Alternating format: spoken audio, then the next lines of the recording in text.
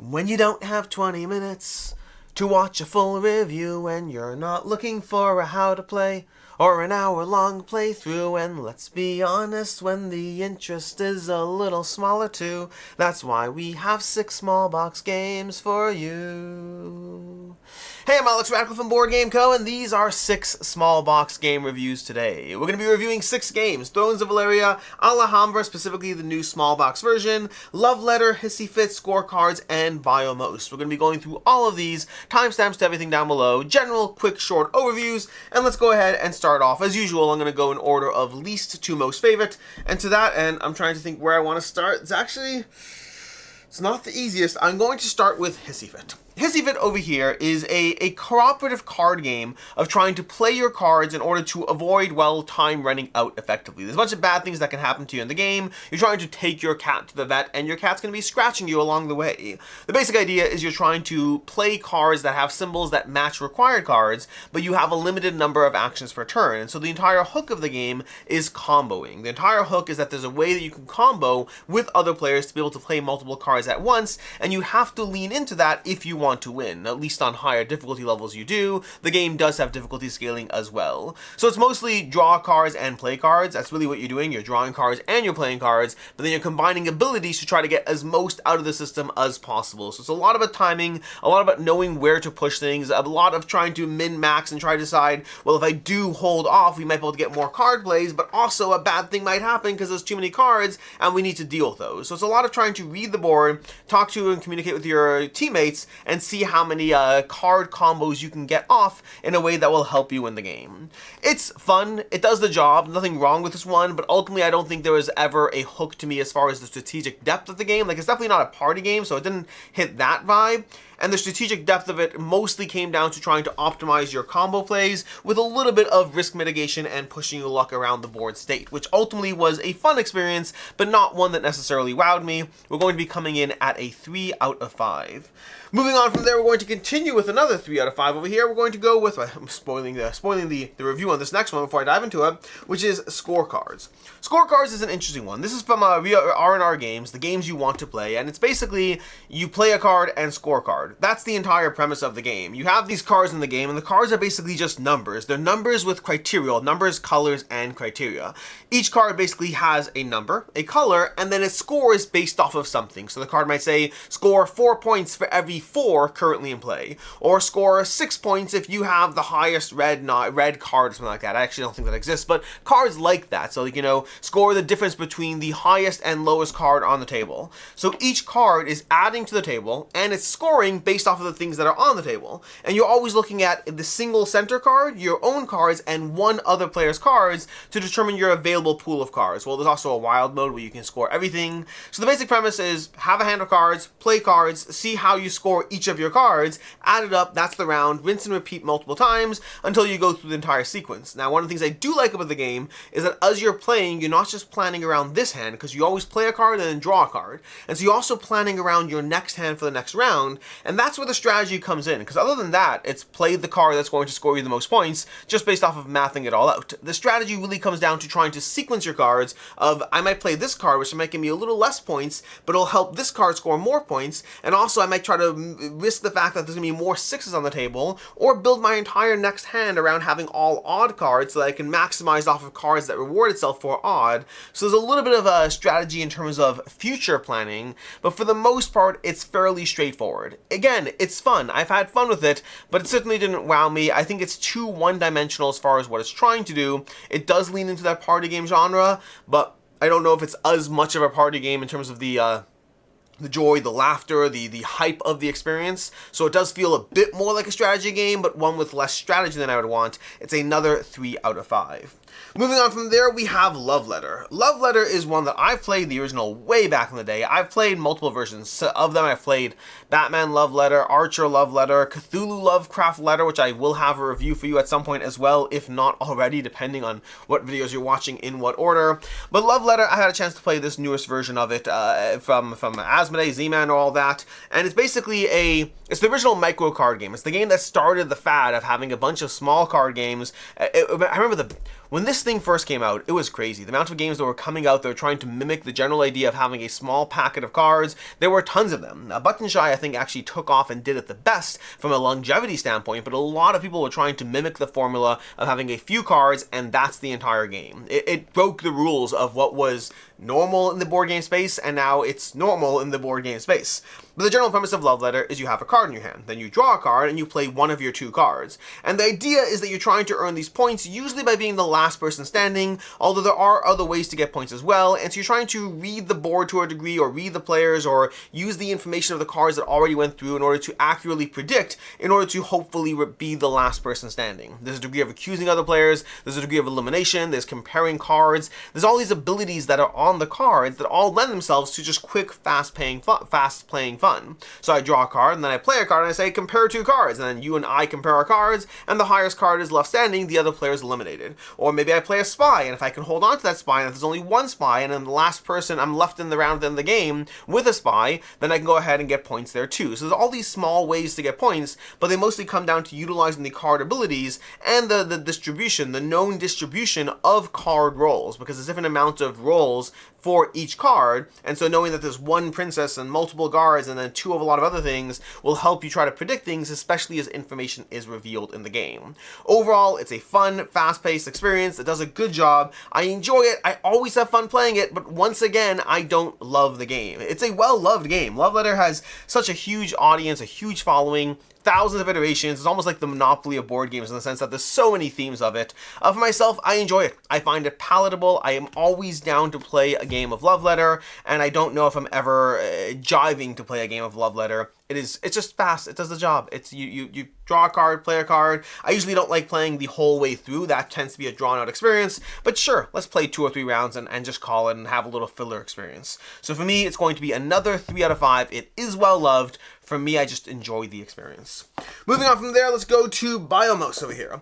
Biomos from North Star Games is one of trying to utilize tokens to fill your planet, your Biomos, while trying to fulfill scoring conditions and also utilizing the basic abilities of these tokens. So you have these tokens, and you place them down into your own little board. This little board over here, this kind of wheel cut out. It's not really a dual layer board. It's a board with a hole in it, but it functions as a dual layer board.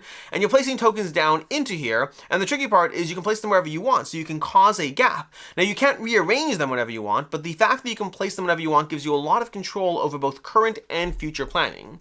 Along the way, you're trying to work your way towards various scorecards. There's different scorecards that want patterns, so you're working your way towards that. You're also going to be scoring points based on what's in your grid, as well as a little placing a little secret planet, not really secret, an extra planet there that'll affect your scoring. And then also there's ways that these planets will adjust. There's constantly changing the ecosystem based on what's next to what in the grid. So you're really trying to plan around how your board is going to be evolving, what's going to be scoring the default points, and then how you're going to score these extra goals. And the hook of it all is the fact that you're able to place these little tokens wherever you want in the circles. So there's a lot of planning around how to build in a way that can develop and iterate towards being able to score what you want now, get what you want now, but also be able to adjust towards things later. So it's a lot of tactical planning. I overall enjoy the experience. I think it's a lot of fun. This one's going to be coming in at a 3.5 out of 5. There's enough tactical planning around what you're doing and how you're doing it. Honestly, I think the production and art holds it back a little for me. Like, I'm just not pulled in. I'm not invested. It's not bad art. This is very much a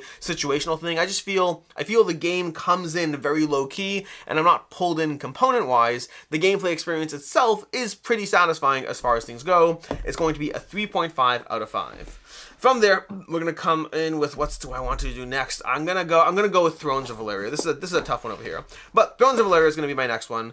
This is coming to you from Daily Magic Games, and it's another game in the Valeria system. This time, a trick-taking game. A trick-taking game where you're going to have different suits or whatnot. You're going to have a randomized set of as far as what's the most important and scoring points and or even losing points. But then also you're going to have abilities on each of the cards. All the cards in the game have different abilities as far as how they operate, and so you're constantly playing cards with a degree of mindfulness as far as how you can turn the tides in your favor based on what you play. A lot of it comes down to the abilities. Like, maybe you want to win with a low suit this turn. Maybe you're going to be changing the order of what's actually scoring so that sure you're winning, but right now you're winning negative points because you've adjusted the order of the suits. So it really comes down to the abilities. There's 9 different abilities plus the jokers. I think it's 9 different abilities, one for each number, plus the jokers, which have kind of a degree of control of the game, and then you have the 5 different suits, and then that's going to give you multiple copies of the cards, but you always know that certain cards can adjust things. You know those 9 abilities, you have little play rates or whatnot, you can see them pretty quickly, you do pick them up pretty quickly,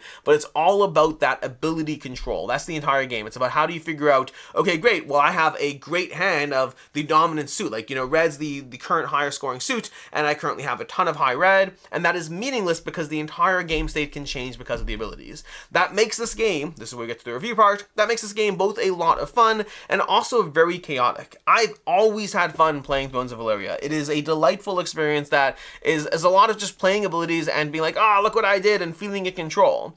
But you feel in control when you play the good ability, and you feel a little powerless when other people play abilities. There's too many abilities and too much suit management at any given point that it does tend to feel a little more chaotic than I would like as far as me feeling any sense of control over the trick-taking process. Meaning trick-taking to a large extent, I'd say trick-taking when I enjoy it is a lot about the control. Not the control of a good hand, but the control of the best trick-taking games for me reward you for knowing what your hand is going to do for you. It's not about having the best hand. It's about if I have a worse hand, I have to play around that worse hand and target a certain number of tricks and make bets on things like that. It's not about having good cards. It's about knowing what your hand can do.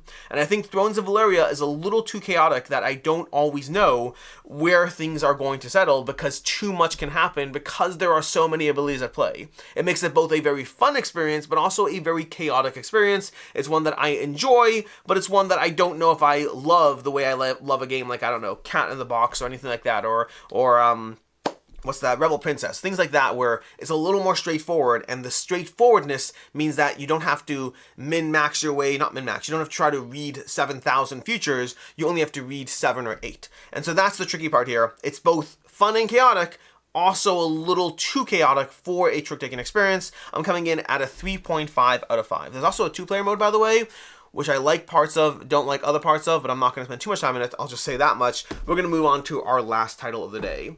Our last title of the day is Alhambra. Oh, by the way, I love the art. I love the art. The art's amazing. It's the Micho. His art in general is very solid, but I just think, I don't know. I love it's very laid back. The cards over here, they're very pretty. They got the Micho style, but in a very abstracted way, not abstracted, low-key kind of lo-fi art. Is that lo-fi? I don't really know.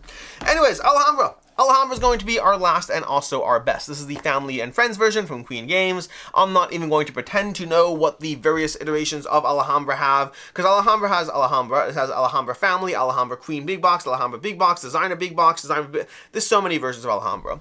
Queen Games in general tends to put out a lot of versions of their games, especially the most popular games, so I'm just going to tell you what's in this version. This version of Alhambra has the core game. It is component light, as far as if you're looking for various levels of gradients of how good their games are component-wise. Like Alhambra Designer Big Box with acrylic tile is going to be like all the way at the top. This one is, I think, probably at the bottom as far as component-wise goes. It's not bad, but it definitely feels like they're trying to make it a budget-friendly option at the cost of dialing down the components a little bit. Secondly, from that, I believe it comes with 4 expansions, if I'm not mistaken. I'm trying to remember all the expansions. I never remember the names of the expansions, but there's the ravens or the crows or whatever they are, which are these birds you're placing. I'm getting a little ahead of myself, but to those of you who know the game, it has the ravens, it has the is it the Dukes or the Lords? I can't remember what it's called. It has courtyards, or I don't know any of the names of the expansions, I'm sorry. I know what all the expansions do, I just don't know the names of them. It has 4 expansions. The basic idea of the game, though, in Alhambra is what you're doing is you are on your turn, you're going to take one of a few actions. You can, most of the time, you're either paying for a tile and taking it, or you're gathering currency from the board. You have this board, which has these currency spots. You can take a card, or multiple cards that add up to 5 or less, or you can pay cards in order to get one of these tiles that costs different currencies to get those tiles. Those tiles are going to go into your Alhambra, where you're trying to score for majorities in certain colors, as well as building the best wall. That's the basic idea of the base game. The expansion modules all add nice little things to it, and honestly, from the expansion modules in this box, 2 of them are I would always play with, and the other 2 are nice to have, that, like, throw them in when you want to. I don't know if I need to always have them. Is it 5 modules? I want to say 4, but maybe there were 5. No, 4 expansions. Visitor's Favor, Camps, Bazaars, and Falconers. The Camps and Bazaars I would always use, and the Visitor's Favor and Falconers are case by case. That's at least from my personal preference. But either way, the basic idea of the game is area control as far as trying to buy the right tiles, put them into Alhambra. The positioning of the tiles and the way you have walls structured and how they'll nicely go into Alhambra is key. Gathering the right currencies is key. This is a game I've played since way back when I first got into the hobby. I've had the giant big box at times. I still have Alhambra, the Red Palace, which I actually have not yet reviewed on the channel. I need to do that at some point. But I've had so many iterations and versions of Alhambra. This is just a good game. And this, I think, is a good small box, budget-friendly version of the game. It's not my favorite version of the game. The big boxes are going to have that in terms of the sheer number of expansions and the quality of the components. But also, those are big, giant boxes that come with a price point and shelf space that really makes those a whole different kind of experience. It's a good, budget-friendly version of Alhambra. If you're looking to dive into Alhambra for the first time, I think this is a good opportunity to do so at a very affordable price point with multiple expansions. Like the original Alhambra-based boxes didn't have expansions, just Alhambra. So this is a very good way to be introducing people to the system, and I'm happy that they still have all these options for various expansions if you want to go that route. I'm going to be coming in at a 3.5 out of 5 on Alhambra. I do find the gameplay is still a little simpler than what I personally love, but I think it's got a certain charm to it. It's got kind of like, to me, this and Carcassonne always went a little hand in hand as far as being a little bit lighter, but very charming, and just an overall good experience that I had a lot of fun with. And that is basically what we have over here for our game reviews. We have Hissy Fit coming in at a 3 out of 5, Scorecards at a 3 out of 5, Love Letter at a 3 out of 5, Biomos at a 3.5, Thrones of Valeria at a 3.5, and Alhambra at a 3.5. These are your 6 small box game reviews. I'm Alex Radcliffe from Board Game Co. I hope you found these reviews helpful, and as always, I hope you have a good one.